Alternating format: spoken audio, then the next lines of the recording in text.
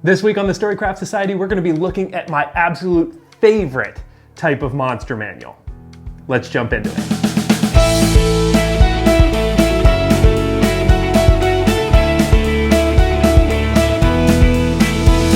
Welcome back to the channel, friends and neighbors. My name is Garmin. This, of course, is the Storycraft Society, and we are coming at you with another book review this week. Now, I've done Nord Games reviews in the past, and they're just one of my favorite manufacturers of 5e content right now. It's just really unique, interesting stuff, and always super high quality. And what we've got here for this week is no different. Now, if you haven't checked my other Nord reviews out, you certainly should do that. They are all over the channel. Just go look for them, along with a lot of other really cool content that I think you'll like, and you should check that out too. But specifically this week, we're gonna be talking about a book from their Gamemasters Toolbox series. The book is The Ultimate Bestiary: Revenge of the Horde. But for right now, I'm just gonna give you the elevator pitch and sum up why I think that this is my favorite type of monster manual. A lot of monster manuals, they just have so many, let's go with odd monsters. Stuff that we're not needing in our game, but stuff we might throw in because we think it's cool. Like you take a badger and you mix it with a beholder and it becomes a badge holder. Yeah, I'm not gonna be clamoring to throw the badge holder into my game, but there are kinds of monsters that absolutely will be in every single game of Dungeons and Dragons. These are things like goblins and orcs and kobolds and trolls. These are monsters that we're gonna use over and over and over again. And a monster manual like this gives you amazing variants that just absolutely will find their way into your game. Super useful, super worth the money. Let's talk about the quality for a minute. Every book that I've gotten from Nord Games, I've just been so impressed by the quality of the actual book itself, and this is certainly no different. It's not going to be as impressive pulling it out of the box as something like Spectacular Settlements. That's a book that I find myself hard-pressed to pull another book out of a box that's that impressive. This one is still very, very well made. The paper is really high quality. It doesn't feel like that super cheap paper that you're gonna rip when you just turn a page. The artwork and color is really great, although I will say that the color of the pages in this book are slightly more muted than like a Spectacular Settlements. If you like that particular art style, you will love this book. Otherwise, the information is still great. So with all that said about the quality, let's actually dive down to the table and really start going through this thing. All right, so to start this off, we're gonna look at the table of contents. That's always a good place to start when doing a book review. You're gonna get a foreword and instructions. Those are nice. We're gonna talk a little bit about that in a minute. But then what you're gonna get is all these different variations of monsters, and that's where this book really shines. So, for example, you're gonna get bugbears, you're gonna get gnolls. What's neat about the gnolls, the goblins, and the kobolds that you'll get is actually you get variations. So with the gnolls, you get plains gnolls, gutter gnolls, and rock gnolls, all of which feel very different, which is super cool. And then you're gonna get that same thing with goblins. You're gonna get forest goblins, hill goblins, cave goblins. With the kobolds, you're gonna get warren kobolds and dragon kobolds. But all of that said, you also get hobgoblins, you'll get ogres, you're gonna get orcs and trolls, and then you're gonna also get Akiti. I think that's the way that you say it. But the Akiti are, I think, Nord Games' own race, and they're like rat folk, which is really neat, something that I haven't seen before. On top of all that, you get some really neat extra things. So things like beasts of the Horde, which are gonna all be beasts that are related to the different monsters that you have here. You have tools of the Horde, which are like semi-magic items. Some of them are a little bit more mundane, some of them are a little more magical, that all fit the flavor of these different monstrous races. And then you get playable races. Now this is a little bit less useful considering that we have like Volo's Guide to Monsters, which has a bunch of the playable races, but all of them in here are different. So maybe you prefer one in here more. And then lastly, you have layer maps, which is just a nice little addition. There's no reason that they would need to do that, but they add a whole bunch of just general layer maps in here. You know, fun little addition. I think that's actually one of my favorite things about Nord Games, is that they just add so many little extra above average usable things in their books that I just find myself getting really excited about those. almost as much, maybe sometimes more, than the actual content of the book. Nord does such a great job. So with that said, I am going to flip up to the foreword and the instructions, the acknowledgments, and then there is this nice little preface. And this might be annoying for some people. If you just want to tap forward like 30 seconds, you don't have to listen to me read it. But I really like it, so I think it's worthwhile for me to read this because I feel like it sets the tone for the whole book. So it says, a preface. The world belongs to the monsters. We simply live in it. Cities and towns dot the world, tiny points of light, guttering candles, fading fires against the blackness of the wilderness. The masses huddle around these meager comforts while in the vast darkness, multitudes stir. The monstrous races of the world far outnumber those who dwell in the light of civilization, yet we are not overwhelmed. Equally, these races are physically superior. The stealth of the bugbear, the strength of the orc, and the savagery of the gnoll far exceed our own. How then are we, the civilized people, to win this war? For make no mistake, it is war fought on 1,000 fronts. I have endeavored over the course of my research to compile these notes, treatises, and first-hand accounts of reliable sources on the most commonly encountered of the monstrous races, combining them with my own conclusions and summaries and presenting them in what I hope to be an instructive manner. It is said by the wise that knowledge is the greatest weapon. And to that end, I hope this humble tome provides an armory. This kind of stuff just gets me so jazzed up. Like I'm giving myself goosebumps. I'm stoked to dive into this book. So with that said, let's move on to the next thing. We're going to just take a look at the bugbears. You have to buy the book if you want to see the rest of the stuff. But we are going to take a closer look at the bugbear section to give you an idea of what's in the rest of the book. So let's jump to that. So when you start a chapter in Revenge of the Horde, it's going to give you a lot of lore and things like that in the beginning. Now, I love this kind of stuff because it gets me into the mind of my monsters when I'm running a game. Obviously anyone can just look at a stat block and that be the thing that helps them to run their monsters, but this really gets me into the mind of them. And of course, your bugbears could be totally different, but at least gives you an idea or a base point to start from. They give you kind of an in-depth look on their culture and also the environments where they are most at home. I think that that's really, really neat.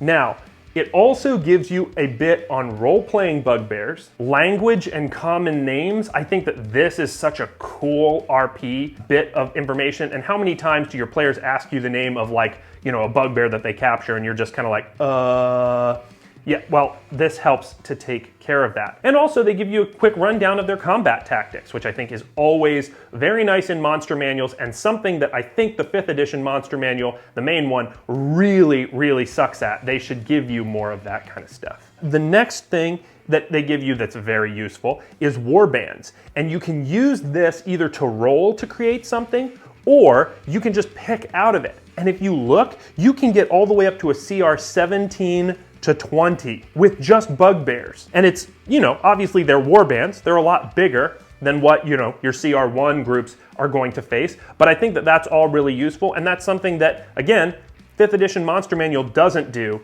but this does very, very well. Moving on from that, we now have all of our stats, and there's a lot of different ones. There's the Bugbear Archer, the Bugbear Cutthroat, the Bugbear Brute, Bugbear Hunter, the Bugbear Ambusher, the Bugbear Elder, the Bugbear Warrior, the Bugbear Headman, and lastly, the Bugbear Shaman. Now, all of these things are really neat and they're their own individual stat blocks. They range from the Bugbear Archer, which is a CR 1/2, all the way up to the Bugbear Shaman, which is a challenge rating of 6. So they really have a lot of versatility in here, and of course all of them are very different. More specifically, we're gonna dive into the Bugbear Cutthroat here. Again, I'm not gonna go over each individual type of bugbear, but this will give you an idea of what you're going to get. Now, of course, you get a unique stat block that's different than the regular bugbear in the monster manual. It's got a little bit of extra stuff to give you a quick idea of what this guy can do. Of course, it has art for each type, but that's not where it stops. I think this is useful, but then it just has these other things that really make it come alive, at least I think so. One of them is this weapons, armor, and items. Really, really nice because it will tell you what a bugbear has on them. Let's say that your party fights one of these guys and they go, well, what's in their pockets? Well, let's find out what's in their pockets. Whip out a handy D12. It's a 5, so the players find 1d4 dried meat rations. Neat. It's something that just goes above and beyond to make the world feel a little bit more real and a little bit more usable in my game. But that's not even my favorite part. That's useful. It also gives you a little bit of, like the typical monster manual, like little zip about cutthroats. Bugbears who find themselves in civilized society often find a niche for themselves as assassins. So that's nice, useful, but then this. They don't do it for every single one, but I absolutely love this kind of stuff because it gets you into the, it just gets you into the mood to play Dungeons and Dragons. So this one says, tell a tale enough times and the details are sure to change. Somewhere in the thousands of years of telling children not to wander past sundown or play with fire or suck their thumbs, folk took to threatening them with bugaboos or boogeymen and forgot altogether that the original terror of the night was the sadly very real bugbear. That's such a cool thing that maybe the village that your players are fighting bugbears around, this is something that an NPC says to them to get them into the fear of bugbears before they go out into the wilderness and fight. So stinking cool. Nord Games, do this kind of stuff as much as you can, because I love it. But the fun with the bugbears doesn't stop there. If we flip all the way to the end, it gives you this nice section that breaks down bugbear trinkets and bugbear layer details. Now these, again, are very useful that will give you just a little bit of extra lore, just whatever that little edge is that pushes you over, that your players really go, wow, this DM is extra prepared. And I feel like this takes almost no extra time to do. So with the bugbear trinkets, for example, I'll say that bugbear that we fought earlier maybe had a trinket on him. It was a 9, a cracked clay bowl stained with dried blood. Where did that blood come from? Maybe that was something that the bugbear shaman gave to them as a good luck charm. See, who knows? Literally, I rolled one thing and I'm starting to build a more complex and more interesting story just off of one encounter. Same thing with the layer details. It will give you just a quick little idea for their layer that maybe you hadn't thought of. Do you have to use this? No, but can you? Absolutely. The next thing that comes up is pre-generated bugbear tribes, and I think that this is really neat because, again, it's lore that you can use if you want, but you don't have to. So with that said, that's what you're going to get in a chapter. Now, of course, some of the chapters are more beefy than others, but as we move to the back here, I'm going to show you a little bit of the extras that you'll get. So the first appendix is Beasts of the Horde, and that's going to be all kinds of monsters that are really, really neat. Specifically, I'm going to just give the wargs as an example. It gives you a whole bunch of different versions of wargs. So if you're running goblins, you've got now a whole bunch of variant different types of wargs that you could run, all the way from the warg pup, which is just a little challenge rating of 1/8, all the way up to the warg alpha, which is now a challenge rating of 1. And like I said, use it or don't. You don't have to, but this book is just jam-packed with cool extras like that. The next appendix, Tools of the Horde. Now these are all really neat, semi-magical items. I'm gonna tell you my favorite part about it while specifically looking at this sleeping sap to give you an example. It gives you a description of what it is, and basically the whole idea is that the next successful attack made with a weapon treated with sleeping sap forces the target to succeed on a Constitution saving throw or suffer the effect listed below, which could be knocked unconscious. It could be, if they're a medium creature, their movement speed is reduced by 10, or 2 doses, they're knocked unconscious. If it's a large creature, their movement speed is reduced by 10 with 2 doses, yada, yada, yada. You see how it works. But also, it gives you the name of it in the language, right? The sleeping sap is called Kuzgusud. The monsters are never gonna say, don't come over here, we're gonna hit you with sleeping sap. They're going to just be like, holding their weapons up, going, Kuzgusud, Kuzgusud. And now, if none of your players speak that language, what are you gonna do? So cool. That's just the Nord Games thing, right? Just one step above and beyond that really, really makes a game special. Can you tell I like this book yet? Thumbs up. Nord, you rock. The next thing is it gives you the playable races. Now, like I said in the intro, if you have Volo's Guide to Monsters, you've seen all of these before, and that's okay. What I think is nice is that maybe you'd like these a little better, and they're all really unique and different. It's not like it's a rehash of what's in Volos. I will say it has the Okiti playable race. So again, if you would like to incorporate Ratfolk into your game, you can do that because it is in this book. The final thing is the layer maps. And look at all these. They just give you a ton of them. And they're really high detail, and they're really, really neat. Why did they give you these? I don't know, but I think it's really, really, really, really useful. But with that said, that's what you're gonna get with this book. So I figure let's jump into the outro and I'll give you my final thoughts and we'll close the video out.